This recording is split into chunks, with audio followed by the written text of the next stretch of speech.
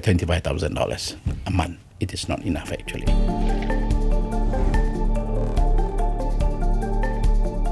Good evening. It is 6:06 and you're with Lee Chui Lin and Sharat Kutan. So tonight we are diving into what parliaments owe their citizens, not just in legal terms, but also in lived accountability. And joining us to do that is Tan Sri Johari Abdul, Speaker of the Dewan Rakyat. Tan Sri, welcome to the show. Thank you very much. We had a scuffle outside of Parliament just a couple of weeks ago. And some of the criticism was that there was no culture, there was no mechanism to allow people, ordinary Malaysians, to approach their parliamentarians. That in fact the security at your parliament, Tan Sri, is so tight that it's become a barrier to people. Would you agree that there's a problem? When I took over as a speaker, the first thing I do was that open up all the doors. It's no more a house of Brahmins. Let it be people's house. That's why you can see now every time when the session is on, the house is crowded with students from universities. In fact, we even organized head boys and head girls from school that is away from KL, remote area. On their own, they will not even come to Parliament. But we organized that. Now we have so far up to date 716 schools who spend thousands of students, head boys and head girls, to the Parliament to witness what's going on in the Parliament. Meaning to say, it has to be organized. I can't simply open the gate and let everybody come in. Because remember, there are 222 MPs. Can you imagine? Anything can happen. Can you imagine anybody can just walk in with a bag of bombs? They just blow the whole thing. And there are 222 of MPs are gone. Can you imagine for once what will happen? That's why we are just a bit strict on that. As long as you register, I know who you are, I got your IC. Anything happen, I go after you. As long as that. So, Tan Sri, I want to talk a little bit about the issue of allowances, salaries and so on. Now, according to the PMO, MPs can earn up to 40,000 ringgit a month when we take into account things like allowances, like claims. So we're not the ones who will have the full picture. You do. Let's get some facts then on pay and perks. How much do Malaysian MPs make? Can you break it down for us? Well, if you are a minister, total up is about 40 because you have the MP allowance, about 25, plus another 15 or 14, 15. That makes about 40 if you are a minister. But if you are non-executive, which is just ordinary MP, you get about 25. Your basic is about 16. The rest are allowances. Yeah? Meaning to say, and this is the cash. With that 25,000, which is you receive monthly, you have to pay your office. You got to pay the salary for your researcher or your staff. You got to pay water, electricity, your phone. And on festive season, people come ask you for donation. When schools start opening, then you got to pay. You got to give some money to the children. And Hari Raya comes in, and Chinese New Year come in, Deepavali comes in, and people got sick, you visit hospital. And all that happened within that 25,000. So it sounds big. I was 15 years an MP myself. It is not enough actually. It look big, but if you break it down, actually it goes to, it depends. I don't think the MP are that stingy.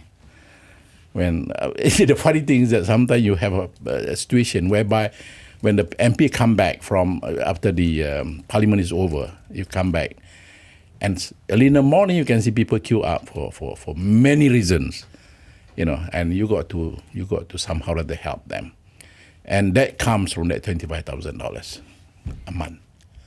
So but don't MPs also get constituency allowance? I mean, isn't there a larger amount that's separate from the salary? Well, if you are at the moment of even previous government, if you are a government MP, you get about 2 million plus a year, But it doesn't go to you. It goes to the ICU, and there's an agency that, and again, it goes for projects, small projects. That money doesn't come to you. For example, you have a calamity in your area, flood. Then you want to rebuild a bridge. That is where the allocation come from. or something happen, a tree falls on someone's house. You want immediate action, and that allocation come from that money. So that 2+ million is not your money. It is handled by the agency. Of course, it is allocated to you, but not to your accounts. So it sounds big. Again, I said, it's not your money. Yours is probably, your salary is about 16,000 again. There are bigger constituency like in Bangi, almost the voters alone about 260,000 in Subang, So, or you're in Kalabakan. Kalabakan is the size of Kalabakan is as big as Pahang. And that 25,000 will cover everything. So, on that score, it sounds big. But actually, very thin if you were to work on on daily basis. It's very, very thin. One of the allowances given is for attendance. And Tan Sri, I don't have to tell you that this is one of those issues that Malaysians focus a lot on, whether or not MPs are in fact in Parliament. So this question of attendance allowance, why is it needed? Because I think most people would assume, well, attendance is just part and parcel. Yeah, but remember, MPs have some other responsibility too. Some MPs are chairman of certain corporation. Some MPs are overseas for certain reasons, Some MPs have to attend meetings outside the constituency, it's Parliament. So when they don't attend, I can't give them allowance. That's the reason why we make sure that if you are in the Parliament, you got to key in. Then I know that you are there. Or else it would not be fair. There are people who attend, do get, but those people who do not attend, they don't get allowance. So that's only fair. Well, that sounds fair, but okay, let's just put it this way. If you do come every day, right? And so last year, I think there were about, correct me if I'm wrong, about 67 days of parliamentary sittings. Last year was 77. 77, right. Okay, so 400 ringgit, which I think is the allowance per day, times whatever number, you get close to 30,000 ringgit. 30,800 is what I have here, yes. She's a math genius. So, again, is it fair to give an allowance for actually just turning up at work? Well, remember, as I said, when you go back to your constituency, people don't ask you, do you have the money today? I got a child sick in a hospital. YB, I need $200. You got to go deep in your pocket and say, look here. Or I have, my kids are going to university, reporting for university tomorrow. These are the issues that we have because they don't have any other source. And they got to go deep into their pockets and help. MPs also get a 2,500 ringgit entertainment allowance. Why and who are they entertaining? Basically, in the community, you have all kind of people who organize things. For example, they organize a kanuri for someone, a funeral, for example. Don't tell me that you just go to funeral by not giving even $250. That's one thing. Or you went to like my case, I went to a school that organized something like that, the charity, something like that. I can't be giving $100. Reasonably you give about $1,000. So you add up that, meaning to say that whatever is given actually go back. I don't say that everybody do that, but most of us will certainly give back.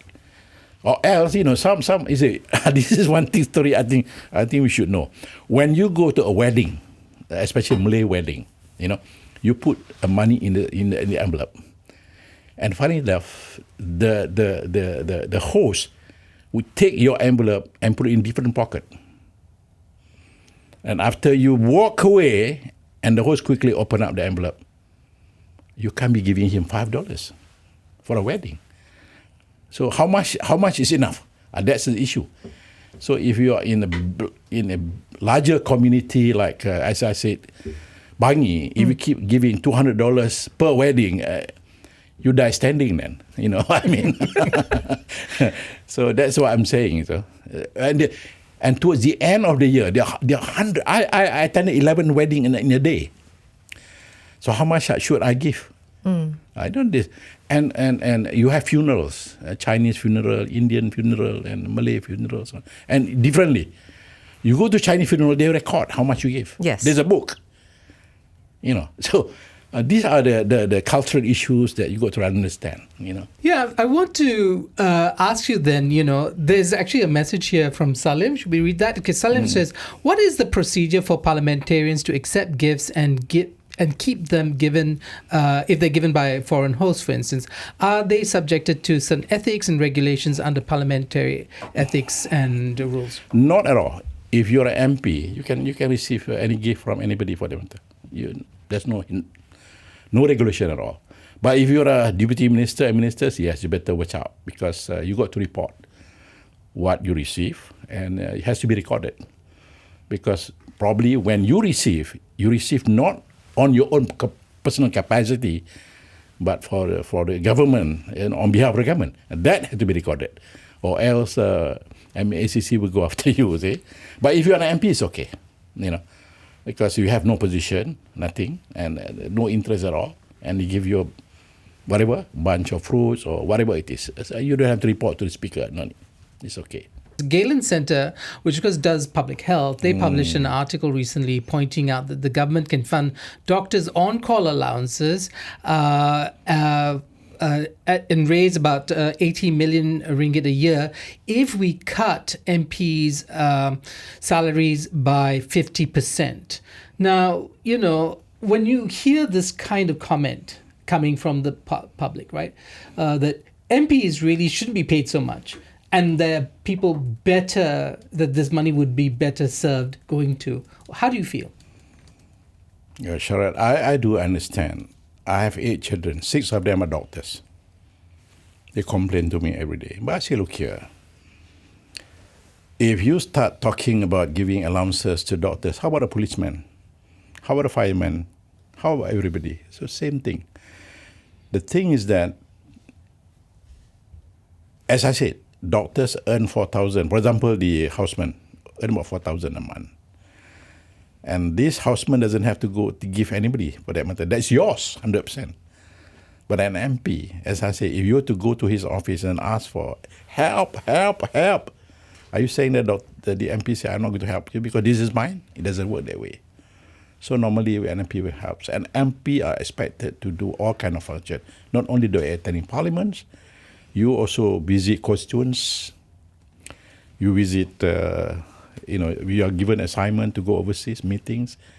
You are also so many things, And I am yet to see an MP who has holidays, doing nothing for every 2 weeks, or every 2 days in a week. In fact, that Saturday and Sunday is the busiest day. I mean, going through my experience. So no weekends for MPs? No weekend at all. No weekend. And that is exactly the days that people want to see you. If the parliament session, you start work at 10 o'clock. But on Saturday and Sunday, you start probably as early as 7 o'clock. People queue up to see you. And sometimes people see you right until midnight. And they want to see. And then you have responsibility to your not only to constituent, but so you have to, you are a party member. You're a party man. And, you add it up. I tell you, it's endless, endless. You keep on seeing people. So we do have a question on that point by a listener who wants to remain anonymous, who asks, is the disbursement of MP allowance to requesting constituents feudalistic and based too much on the discretion of the MP versus more structured and objective application process to ensure fair disbursement based on need? Well, it depends on what you're talking about disbursement. This is your money. If this is your money, your discretion. I want to give Mr. A $5 or Mr. B $50. Again, depends on the gravity of the situation. But if you're a government MP who has about 2 million plus a year, but again, that you'll be getting advice from the authority, from the district office and from the Jabatan Kebajikan Masyarakat, whatever it is, because they are the one. They will certainly advise you how much should be given to these particular issues. For example, if a bridge is collapsed or someone's roof flown by the typhoon or whatever it is. So again, you don't hold the money. You don't have the power over that money. What you can do is advise or request the agency to help. Again, the contractor and everything else is decided by the government agency. You might advise them, take A to help whoever a small contractor is. But at the end of the day, it's the agencies that have the power to do that. And they pay direct, not through you. Okay, I want to, because you touched on the question of culture and MPs and what voters want, but can't the MPs just say to the constituent, why don't you go to the welfare department and get that help? Are you dare to say it? You're an MP, you're elected by the people. Are you dare to say it? You can't. I mean, you just simply can't. I mean, I've seen people again and again keep on asking for your money. I almost say, why don't you go to these people? But you just simply can't. Because there are cases people bring their babies and asking for formula. I know he came or she came last 2 weeks. Again, she came again and see me. I can't be saying that. No, I can't give you when the baby is around. So these are the issues that we have.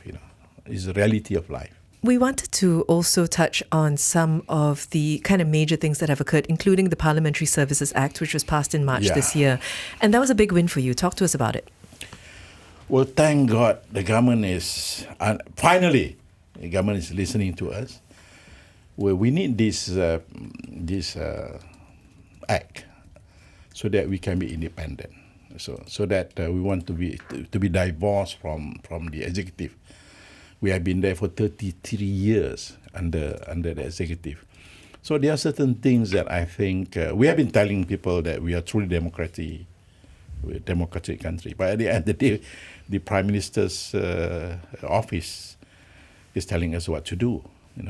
But now that we have this PSA, Parliamentary Services Act, the programming and everything else lies in a committee, which I am the chairman, co-chairman with the president of the upper house. So this is where we can plan, we can at the same time oversee so many things, and the creation of so many committees. At the same time, hire and fire. We can hire the best brain to work with us. At the same time, we can have so many programs for the betterment of not only MPs but also the supporting staff. And financially, we are independent now. So we know when the government decided after the budget session, give us X amount of money, so we know how to plan. So by having said that, at the end of the day, the independence is important. We used to have one minister is in charge of a parliament. Now we do have, but she is organizing go-between, and not telling us what to do, but she is the one that, someone need to report to the cabinet what's going on. That is exactly the function of the current minister in Prime Minister's department, not to tell us what to do. We've been following this story quite closely, and we had independent parliamentary researchers like Balakrishnan speak to us about some of the kind of developments and the good points, but also some of the weaknesses, especially around continuity with the select committees and, the independence. Is there still room for improvement? Oh, yeah. No. Just a couple of weeks ago, we have approved that all the 10 select committee will not be an ad hoc basis no more. It is now stipulated and put in the standing order.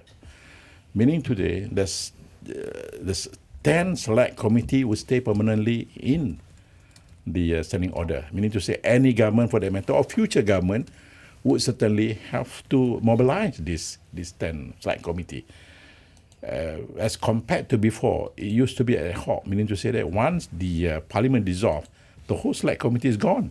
No more now. So number two is that I've increased the number from 9 to 12 members to make it bigger and I call it stronger for that matter. And they have chairman and deputy chairman. And they are fully funded now, fully staffed. And the term of reference are much, I would say, larger than what it used to be, And we want them to complement the cabinet so that the select committee would have independence at the same time. I don't control them. And certainly, I would like to see how this cabinet and select committee can work together. There are certain things probably overlooked by the cabinet, then will be reminded by the select committee. Because select committee have the authority, for that matter, to call anybody to appear before them.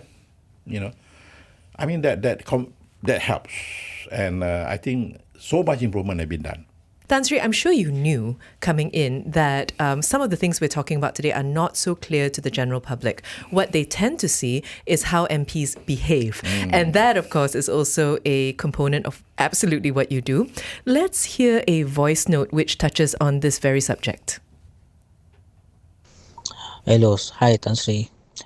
I'm Mizi from Perlis. I'm a big fan of yours in the Parliament station. Okay, Tan Sri, I have one question for you.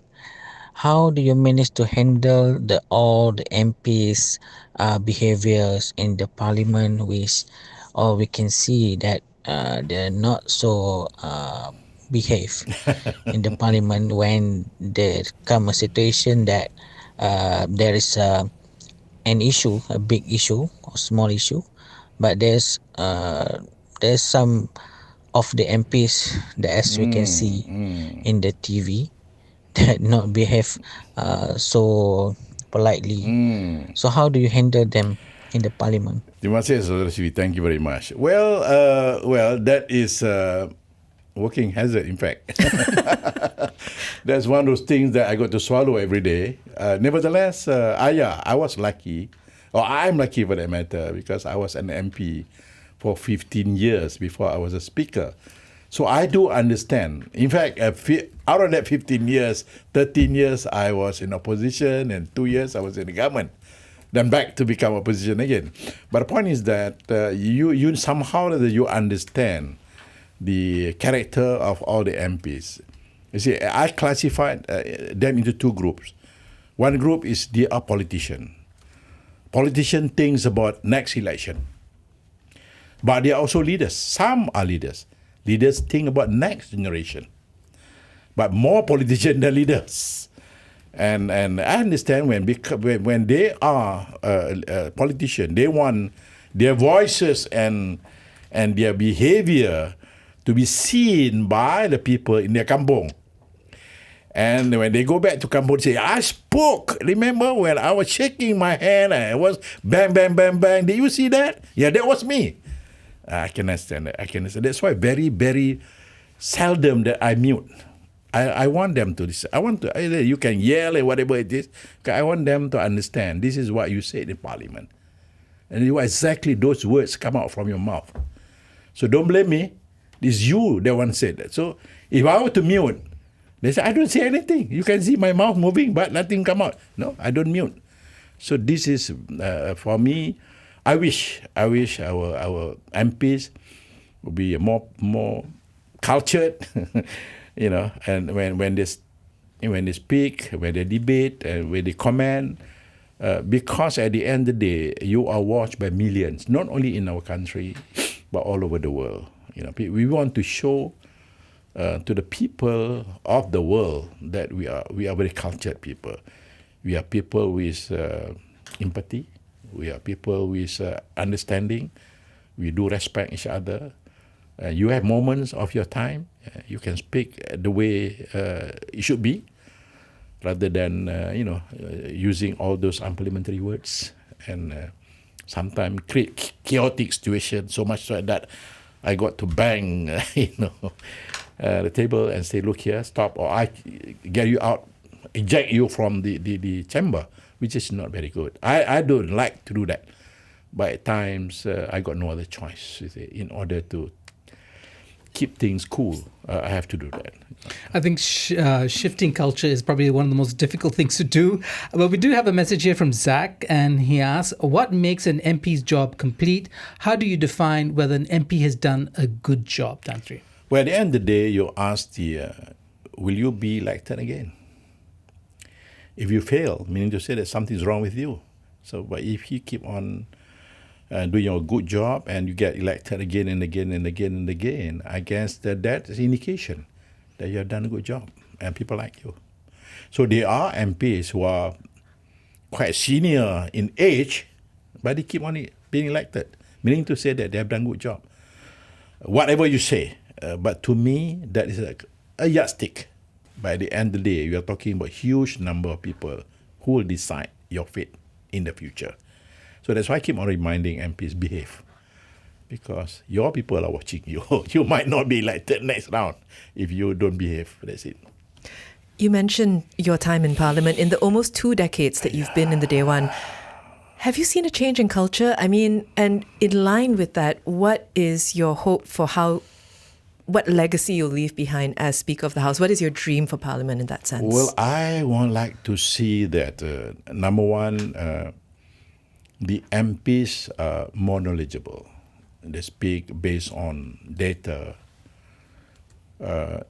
Keep politics aside. You want to, talk about politics, do it outside the chamber. But once you are inside the chamber, do talk about people's interests. Spend time giving suggestions. That's why I keep on saying this. Many people don't like it. But as a speaker, I have to say that I have to categorize MPs in 3 categories: the good, the bad, and the ugly. The good one will give suggestion, will give advice, and, these are the good one.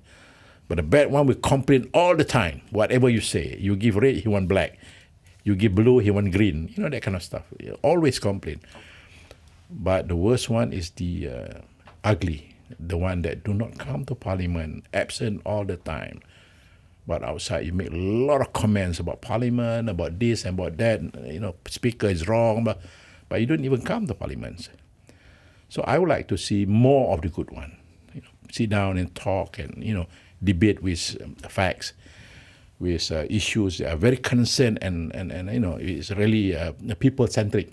Do you think you're making progress in that regard? We are. Because I have select committee, I call the meetings among select committee chairman. I call the leaders of the what you call it, party leadership to my room. We discuss. I need their suggestion, and we have caucus. We have so many other things, and I send them overseas to be exposed. So these are the things that we can do. But certainly, I've seen improvement from time to time. I think the lawat sambil belajar thing is also something that a lot of Malaysians don't like. Yeah. But anyway, coming back to how we started this conversation, Tan Sri, the question of the Rakyat, the people, and how parliaments can and sometimes fail to be responsive. Could you tell us, in the minute that we have left, how do we make the Malaysian parliament more responsive to the Rakyat? You see, that's why I said many times, you have to create a town hall session whereby even the community leaders, we have a lot of community leaders in one constituency or many constituencies for that matter. This is where you should organize and call your MPs. There are certain issues now, like a bully issue now. Rather than you make noise and blah, you must send a message to your MP to speak about bully issues. So PIBG should organize themselves and call the MP. This is what we demand. This is what we demand you to speak in a parliament. And these are the points that you must say. So you don't leave your MP alone. Because we have 2 sets of chamber. One is the main chamber, but we have also Kamar Khas, which is Kamar Khas is purely created to handle issues, local issues, jalan rongkang and sekolah tak siap or whatever it is. And those are what I call it local issues. And again, you have to tell your MP because sometimes the constituency is so big, and I don't think the MP knows almost 100% what's going on. Not only the MPs look good, you bring all these constituency issues in the parliament. But also the community leader look good too, because you are responsive to what's happening in the ground. I think that's my advice to MPs and the community leaders. And on that note, Tan Sri, thank you so much for coming You're in. most welcome. We've been speaking today with Tan Sri Johari Abdul, Speaker of the Dewan Rakyat, and you've been listening to The Big Issue, BFM 89.9.